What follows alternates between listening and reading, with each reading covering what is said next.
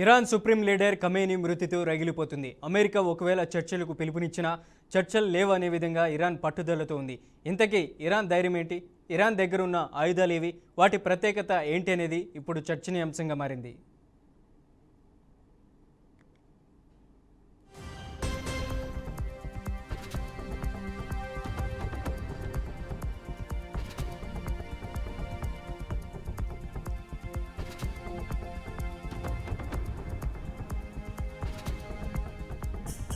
Iran తన supreme లీడర్ని కోల్పోవడంతో శత్రు వినాశనమే లక్ష్యంగా అమ్ములు పొదలకి బ్రహ్మాస్త్రాలను బయటికి తీస్తున్నది.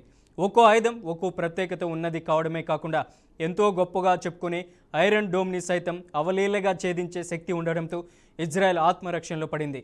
ఇజ్రాయెల్ సరిహద్దులోని ఐరన్ డోమ్, హెజ్బోలా, హమాస్ లాంటి సంస్థలు ప్రయోగించే చిన్నపాటి లేదా తక్కువ రేంజ్ మిసైళ్లను సులభంగా ఇంటర్సెప్ట్ చేయగలదు. కానీ ఇరాన్ వద్ద 3 శక్తివంతమైన క్షిపణులు ధ్వని వేగం కంటే ఎక్కువ వేగంతో దూసుకెళ్లేవి. పైగా అవి నేరుగా అంతరిక్షంలోకి వెళ్ళి అక్కడి నుంచి లక్ష్యం వైపు అత్యంత వేగంతో దూసుకువస్తాయి. వీటిని అడ్డుకోవాలంటే అమెరికాకు రక్షణ వ్యవస్థ అయిన థాడ్, ఇజ్రాయెల్ తయారు చేసిన ఆరోవ వంటి వ్యవస్థలు చాలా అవసరం. అలాంటి వ్యవస్థలు 3 కావాలనేసి కూడా ఇప్పటికే ప్రధానంగా చెప్తూ వస్తుంది.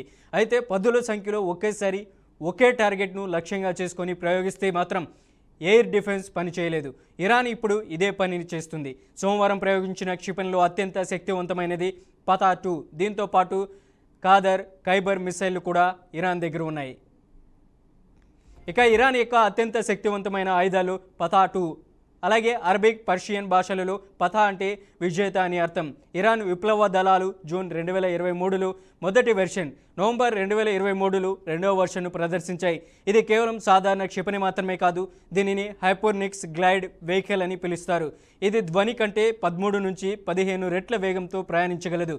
అంటే గంటకు సుమారు 15,000 నుండి 18,000 కిలోమీటర్ల వేగంతో ఇది దూసుకెళ్తుంది. సాధారణ బాలిస్టిక్ క్షిపణుల విసిరిన రాయిలా ఒకే మార్గంలోకి వెళ్తాయి.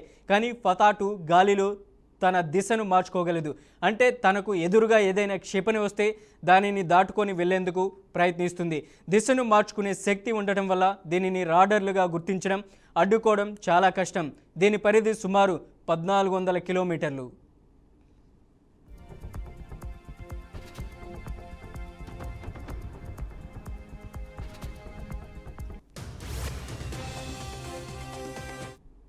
ఇక దీని పరిధి 1400 కిలోమీటర్లు మాత్రమే కావడం, అమెరికా ఇరాన్ నుంచి 10,000 కిలోమీటర్లు దూరంలో ఉండటం నేరుగా ఈ క్షిపణి తాకలేదు.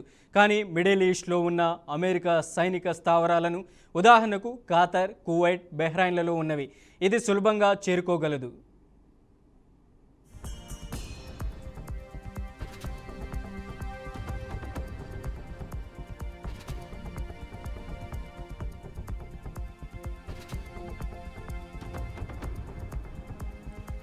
ఇది ఇరాన్ వద్ద ఉన్న అతి వేగవంతమైన దూరశ్రేణి బాలిస్టిక్ క్షిపణిలో ఒకటి. దీనిని షహాబ్-3 క్షిపణికి మెరుగైన వెర్షన్గా పిలుస్తారు. గాదర్ అంటే పర్షియన్ భాషలో తీవ్రత లేదా సామర్థ్యం అని అర్థం. ఇది 1600 నుంచి 2000 కిలోమీటర్ల దూరంలోని లక్ష్యాలను తాకగలదు. అంటే ఇరాన్ నుంచి ఇజ్రాయెల్లో ఏ ప్రాంతాన్నైనా సులభంగా చేరుకోగలదు. ఇది ధ్వని కంటే 9 రెట్లు వేగంతో ప్రయాణిస్తుంది. దీనిని కేవలం 30 నిమిషాల్లోని ప్రయోగానికి సిద్ధం చేయవచ్చు. ఇది మొబైల్ లాంచర్లతో ఎక్కడి నుండైనా ప్రయోగించే అవకాశం ఉంది. దీనివల్ల శత్రువులు దీనిని గుర్తించడం చాలా కష్టం. ఆదివారం ఇజ్రాయెల్ వైమానిక స్థావరాలపై జరిగిన దాడిలో ఇరాన్ వీటిని అధిక సంఖ్యలో వాడింది.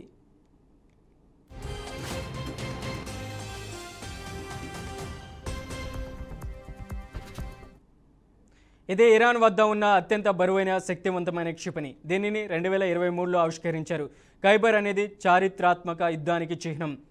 క్రీస్తు శకం 628వ సంవత్సరంలో ముస్లిం సైన్యం యాదులో కోటైన ఖైబర్ను జయించిన జ్ఞాపకార్థం దీనికి ఆ పేరు పెట్టారు. ఇది ప్రత్యక్షంగా ఇజ్రాయెల్ను హెచ్చరించడానికే పెట్టిన పేరు. దీని పరిధి 2000 కిలోమీటర్లు. ఇది 1500 కిలోల భారీ పేలుడు పదార్థాలను మోసుకెళ్లేదు.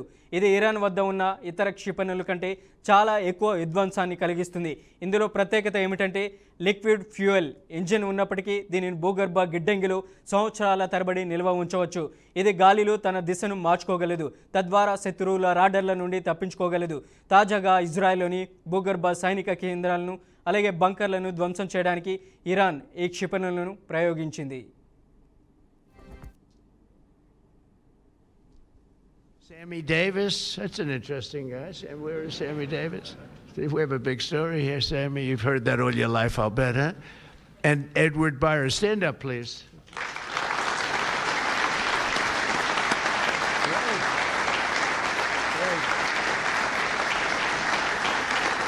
You all look good. We all look good. We remember the ceremonies. All great. It's a great honor. There's no greater. I tried for myself. I've tried numerous times to get one by myself. I keep getting shut down. They say, you can't do it, sir. Bad protocol. Very bad. I would say the worst. But I'm only kidding. You don't have to say I'm only kidding. Otherwise, the press will come out with it, which they actually did once. Donald Trump wants a Congressional Medal of Honor, but he's been shut down.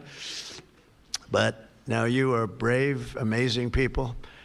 And I want to thank you all. In 1941, Roddy Edmonds of Knoxville, Tennessee, enlisted in the U.S. Army and soon rose to one of the youngest master sergeants in the military. In 1944, he sailed to Europe to fight in World War II, and he was so enthusiastic and young and full of vim and vigor. Roddy soon found himself on the front lines of the Battle of the Bulge. That was a big one, massively outnumbered by enemy forces. His 1,200 soldier unit fought valiantly until they were completely overrun. The force was massive on the other side, many times the number.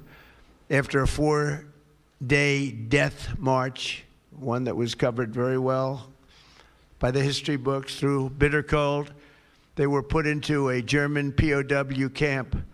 Roddy was the top-ranking infantryman in the camp. He was number one, meaning he was responsible for the lives of his fellow service members. On July 26, 1945, a Nazi SS officer issued an order over the camp loudspeaker, loud and strong. He said that only American Jews were to show up to roll call following this morning. He added, all who disobey this order will be shot immediately. There were more than 200 Jewish American soldiers in the camp, and Roddy knew their separation from the group would mean certain death. So that night he summoned his team and devised a plan. The next morning, all 1,200 American men fell in line together, shoulder to shoulder. Enraged, the Nazi commandant rushed forward, drew his Luger pistol, and pressed the barrel between Sergeant Edmonds' eyes. He barked at Roddy. They cannot all be Jews, he screamed loud and again, and staring straight back into the raging face of evil, Sergeant Edmonds replied fearlessly, we are all Jews here. The Nazi officer lowered his weapon and the soldiers erupted in cheers. With total disregard for his own life, Roddy had saved over 200 of his fellow